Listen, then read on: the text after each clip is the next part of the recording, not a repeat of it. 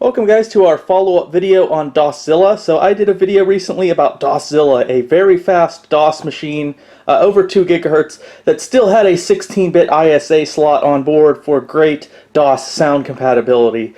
That video did kind of well. People seemed to like it, and I got a lot of great comments. So I wanted to do a follow-up video, and I wanted to look at some of those comments and see if maybe we could squeeze a little bit more power out of this thing. I said in the last video I didn't think there was much more I could do for this machine, but actually there's a lot more I could do for it. So let's check that out. Now, normally at this point I would throw up my awesome new theme song, but since this is just a follow-up video, we'll get straight to the numbers.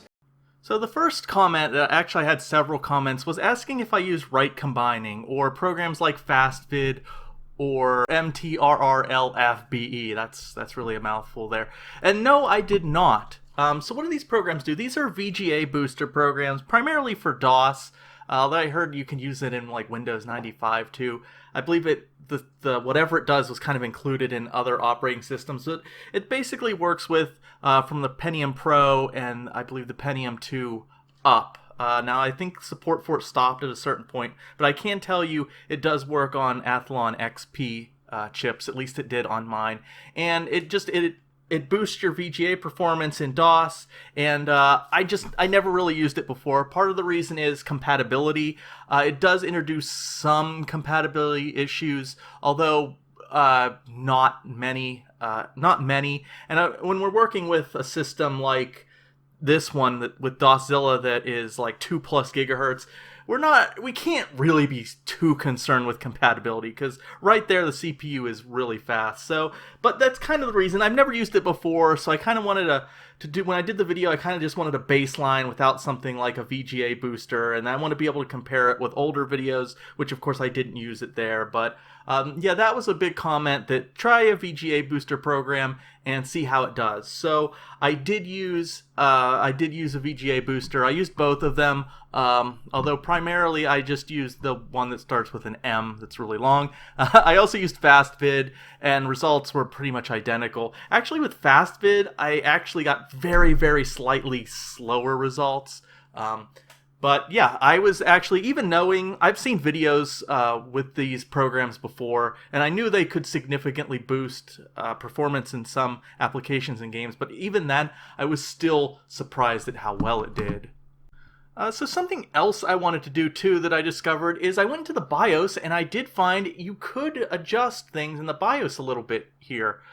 So I could do a little bit of overclocking, at least to bump the front side bus up from 133 to 140. But there was also an option for 150 megahertz front side bus, but whenever I would click that, it would go back to default, where all the other settings did work, which is a little strange.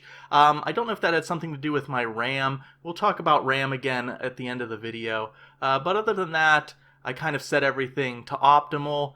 But yeah, I did try a little bit of overclocking here, so we'll see some results just at the stock speed of the Barton. And with the little overclock, I think it bumps up from like 2.13 gigahertz to like 2.24. So a nice little speed bump that we really didn't have to do much to get. Alright, so let's look at our little graph chart here for Doszilla. Now this is with the S3 Savage for Extreme, and we're looking at 3 setups. The first one is the original setup with 2.13 gigahertz, or the original Doszilla returns that we looked at in the last video.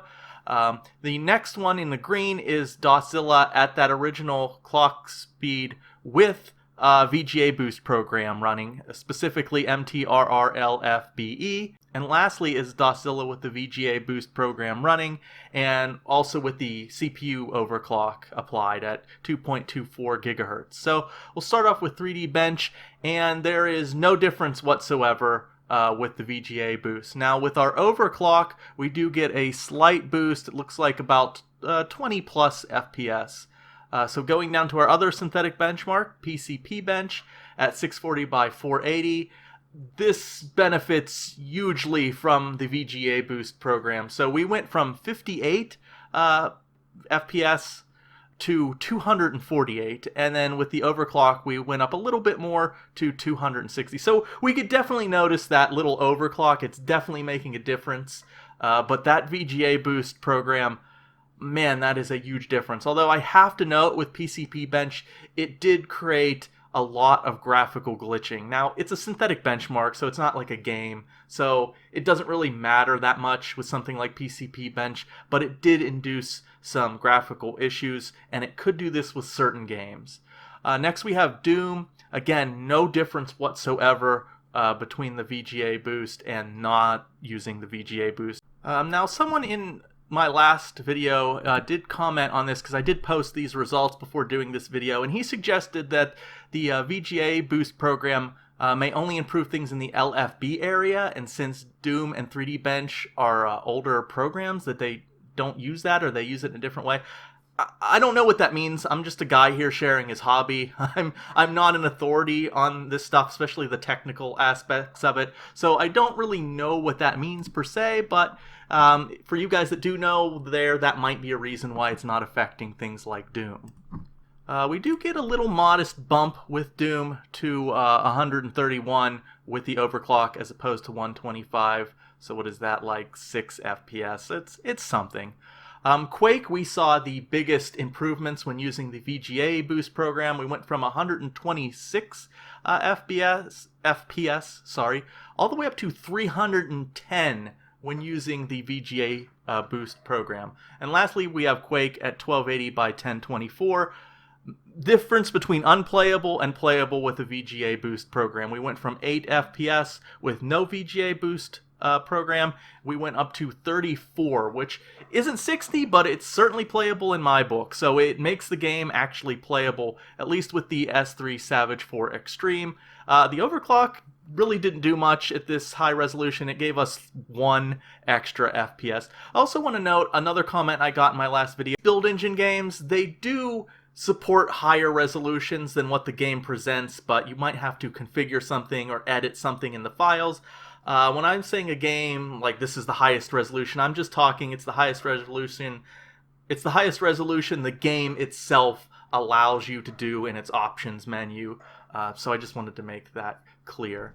So something else I ended up adding to this system, I actually have wanted one of these automatic partitioning sort of OS selectors programs or software for a while.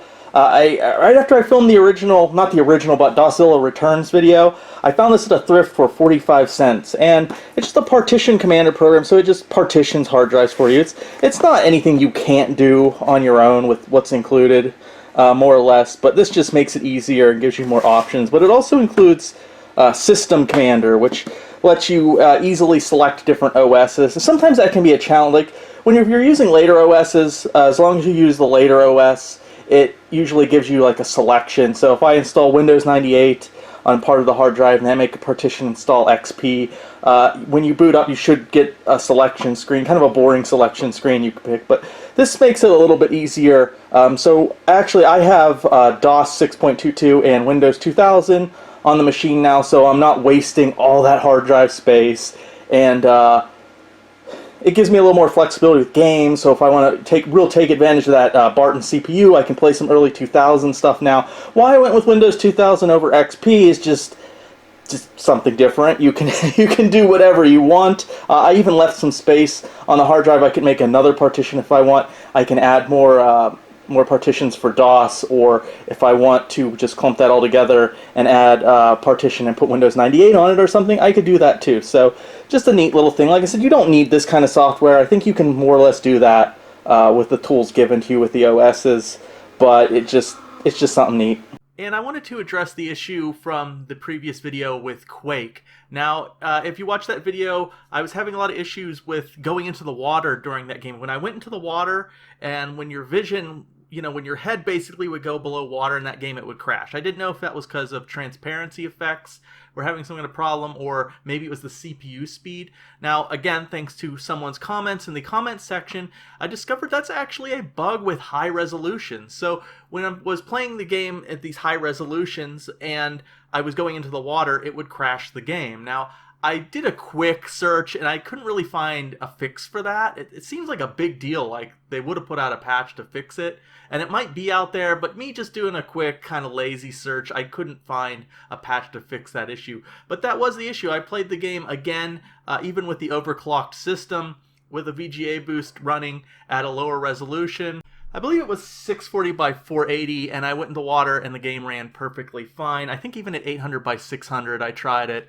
and it worked fine. So it's a weird high resolution bug. I'm not sure why it happens. Lastly, I wanted to try some new video cards because some people just wanted me to try different video cards, and you know, it was kind of like a bonus to a bonus video, so I didn't really test it too much. But I had 3 cards in mind. I had a Matrox G400 Max, I had a Radeon 9700, and I had a GT610, which I wanted to see what a really high-end PCI card with like DDR3, how well that would do. But my testing just didn't go well. I had various issues with the cards. Now, it might not be Doszyilla's fault because the Radeon and the Matrox card I actually had never tested prior. I randomly picked those cards up at like flea markets and stuff, so I never really properly tested them, so they might not even have been functioning well. But with the Matrox card, the G400 Max, I did get marginally better frame rates without the VGA boost program running. And with the VGA boost program running, it didn't seem to do anything, so I don't know what was going on there. And actually in Quake, Quake crashed at higher resolutions. I think at 640 by 480 and up, Quake was randomly crashing. So I don't know what was going on there. It could have been the card. I didn't really investigate it too much. I was working on time constraints and whatnot.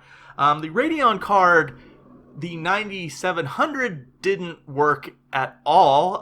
Whenever I had that installed, it wouldn't see the IDE drives, or it would randomly freeze up on booting. I had a weird EMM 386 memory error, so maybe something was conflicting there. I thought maybe there was something with the power supply, because you had to... I don't know what was going on there, but that computer was just not having it with that card. And lastly, the GT610 PCI card actually worked fine. I had no problems with that card, but performance compared to the much older Savage S3 Savage 4 Extreme card was abysmal. It worked, but it was just not good. I was interested in how well that card would perform because it was much newer, but I know these newer cards aren't really optimized for DOS, obviously, for a good while now. But it did pretty bad. Just some examples.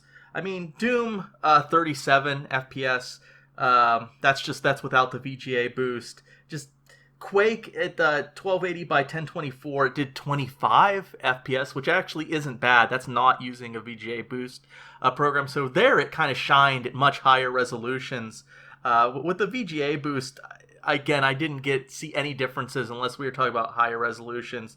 For instance, Quake at 1280 by 1024, instead of 25 FPS, I got 29 FPS. So yeah, I wouldn't recommend using a card like that. I think just sticking with the Savage 4. When you're dual booting like I am doing now with this machine, that really could come in handy for if you're using like the Windows XP or Windows 2000 side of things. So if that's the case, I would definitely consider using a later, more powerful card. But with these VGA boost programs, the results are so good that you're fine just sticking with something like the Savage 4 Extreme. So remember earlier in this video when I said we would get back to RAM? Well, the PC-133 in this machine is quite possibly strangling the performance on this. By the time the Athlon XP 2800 Barton came out, DDR really had replaced PC-133 SD RAM as what was on motherboards and what you'd be expected to use. And this RAM very well could be strangling performance. Now, interestingly, as I was going through the manual and the spec sheet for this motherboard, I was trying to look for little tweaks, and interestingly, when it talked about RAM, it talked about how it took PC-100, PC-133, and something called VC RAM. I was intrigued. So I looked it up, and apparently VC RAM stands for Virtual Channel RAM, and it was supposed to be a sort of competitor to RD RAM and maybe even DDR. There wasn't a lot of information on it. Certain sources were saying it could boost performance by 10 to 30%, although 30% is probably wildly optimistic. But yeah, it seems like the only company that made them was NEC. Now, the only boards to support this kind of memory were boards that used the Apollo Pro 133, 133A, and I think maybe one other chipset by VS. So, yeah, it wasn't very prominent at all. It kind of died away pretty quickly. I never even heard of it until this point. Unfortunately, it looks just like PC 133, which makes sense because it fits in the same sort of RAM socket. I don't know how much of this stuff was made. It seems like it was pretty rare back then, and it's pretty hard to find now. I could not find any. I could only find like one example on the internet of a picture of it, and it looks like PC 133 or PC 100 RAM. So if anyone out there knows where I could get some cheap or has some, let me know. I'd be really curious if it improves performance on this machine at all.